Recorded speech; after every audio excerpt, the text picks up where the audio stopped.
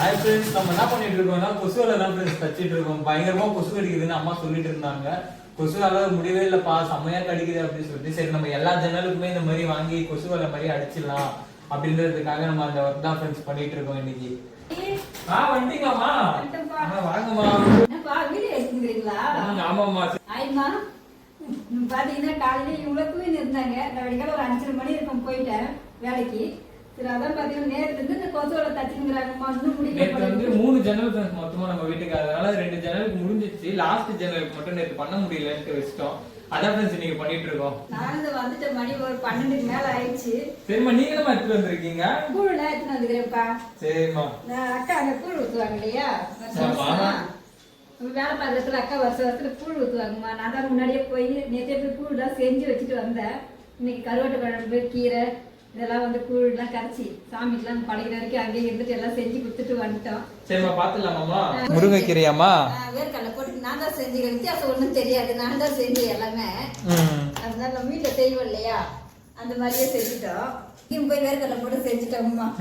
வருஷம் அந்த மாதிரி செய்வோம். அங்கே போயிட்டு கருவாட்டு குழம்புப்பா கொஞ்சமா கொடுங்கக்கா, திட்டமா யாருன்னா வரவங்களுக்குலாம் கொடுக்கன்னா பரவாயில்ல, நீ எத்துன்னு போ, நீ 5 மணிக்கு வந்து செய்யற, நீ எத்துன்னு போய் பசங்க எல்லாம் கொடு, சாப்பிடுங்க, மத்தியானம் சாப்பிடுங்க, அப்படி எடுத்துன்னு போங்கன்றாங்க. வேணாக்கா பரவாயில்லக்கா, கூழே போதுன்னு நீ தயிர் ஊற்றி அரைச்சி குடிங்க அப்படின்னு சொல்லி கொடுத்துட்டாருப்பா.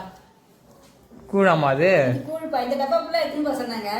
நான் தான் வேணாக்கா போதும் அப்படின்னு சொல்லிட்டு இந்த டப்பா வாங்கி வந்தேன். இதுவே நிறைய இருக்குது இல்லப்பா, கட்டி கூழ் மாதிரி இருக்கு. கட்டி கூழ் தான்ப்பா, கரைச்சிதாங்க, கரைச்சி நான் தான் கரைச்சேன்.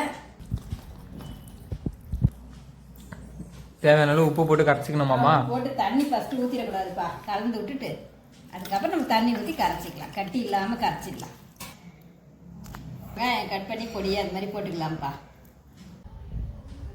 வாங்க ஃப்ரெண்ட்ஸ், எல்லாரும் கூழ் குடிக்கலாம். வாங்கம்மா, எல்லாரும் கூழ் குடிக்கலாம். நம்ம கரைச்சி முடிச்சிட்டோம். இந்தப்பா எடுத்துக்கிறேம்மா. அது கூழ் மேல இந்த மாதிரி குழம்பு ஊத்துனாதாம்மா இன்னும் 2 டேஸ்டா இருக்கும். சூப்பரா இருக்குமா.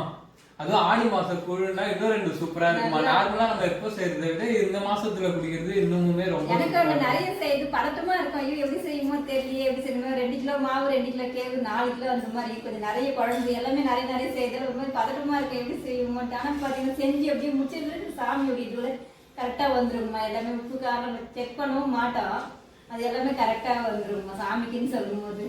இந்த வீடியோ பிடிச்சிருந்தா லைக் பண்ணுங்க, ஷேர் பண்ணுங்க, கமெண்ட் பண்ணுங்க. மறக்காம சத்யமா சேனலை சப்ஸ்கிரைப் பண்ணிடுங்க ஃப்ரெண்ட்ஸ். சப்ஸ்கிரைப் பண்ணுங்கம்மா.